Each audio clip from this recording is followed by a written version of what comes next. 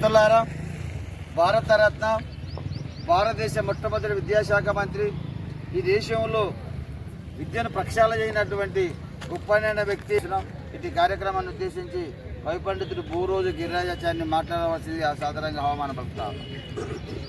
ఈరోజు భారతరత్న స్వాతంత్ర సమరయోధుడు, తొలి భారతదేశ విద్యాశాఖ మంత్రి అయిన మౌలానా అబుల్ కలాం ఆజాద్ గారి వర్ధంతి కార్యక్రమాన్ని నిర్వహిస్తున్న ప్రియమిత్రులు రాజారాం ప్రకాష్ సార్ గారు, మా గురుతుల్యులు మిత్రులు నాయకంటి నరసింహశర్మ గారు, అట్లాగే రిటైర్డ్ మిలిటరీ సోల్జర్ బండలయ్య గారు, రజక సంఘ నాయకుడు, మైనార్టీ నాయకుడు Balamayya, craft teacher bye school, ఇక్కడికి విచ్చేసిన అందరికీ స్వాగతం పలుకుతూ, మౌలానా అబుల్ కలాం ఆజాద్ 1888 నవంబర్ 11న మక్కాలో జన్మించాడు.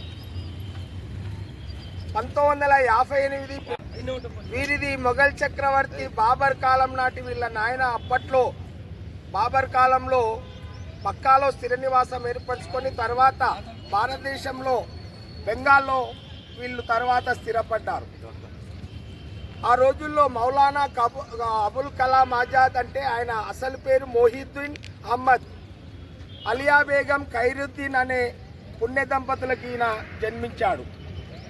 చిన్నతనంలోనే ఉర్దూ, పారసీకం, అరబీ, హిందీ అనేక భాషలు నేర్చిన పండితుడు ఆయన. ఆ విధంగా రేఖాగణితము, గణిత శాస్త్రము, వివిధ అంటే విద్యలో ఉన్నత విద్యావంతుడుగా వాళ్ళ మత శాస్త్రాలను కూడా చదివి ఉర్దూ, అరబిక్ భాషల్లో పండితుడుగా మనం పేరుగాంచాడు. ఆయన అసలు పేరు మౌలానా అంటే వాళ్ళ వంశము మత గురువులు మౌలానాలు ముస్లింలో. తర్వాత అబుల్ కలాం అనేది ఆయన బిరుదు, ఆజాద్ అనేది ఆయన కలం పేరు. ఆ విధంగా ఆ రోజుల్లో ఆయన అంత ఉన్నత విద్యావంతుడుగా ఉండి, అప్పుడు మనకు స్వాతంత్రం రాకపూర్వము మహాత్మా గాంధీ గారి, నెహ్రూ, అరవింద్ ఘోష్ ఇలాంటి నాయకులు కలిసి భారత స్వాతంత్రోద్యమంలో పాల్గొని ఖిలాఫత్ ఉద్యమం, ఉప్పు సత్యాగ్రహము, దండి సత్యాగ్రహము, తర్వాత కిట్ ఇండియా ఉద్యమాలు, అనేక ఉద్యమాల్లో పాల్గొని ఈ ఉద్యమాల్లో పాల్గొంటున్న సందర్భంగా ఈయన కూడా మీరట్లో 1 సంవత్సరం జైలు శిక్ష అనుభవించాడు. ఇతడు ఉన్నత విద్యావంతుడు కావడం వల్ల అప్పటి బ్రిటిష్ మెకాలే విద్యా విధానాన్ని మార్చి మన దేశానికి అనుగుణంగా విద్యా విధానాన్ని మార్చిన మహనీయుడు. అందుకే ఆయన నవంబర్ 11 ఆయన జయంతిని మన భారతదేశం జాతీయ విద్యా దినోత్సవంగా జరుపుకుంటాం. ఆయన మరణానంతరం భారత ప్రభుత్వం ఆయనకు భారతరత్న అనే బిరుదు కూడా ఇచ్చి గౌరవించింది.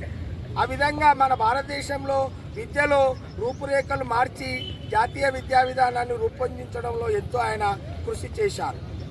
ఆ కృషి చేస్తున్న సందర్భంలో ఆయన ఇంకా అనేక గ్రంథాలను అవి ఇవి చదివాడు. ముస్లింలకు పవిత్ర గ్రంథమైన ఖురాన్కు భాష్యం కూడా రాశాడు. ఈ విధంగా సామాజికంగా స్వాతంత్రోద్యమంలో పాల్గొన్న మహనీయుడు అబుల్ కలాం ఆజాద్ గారు.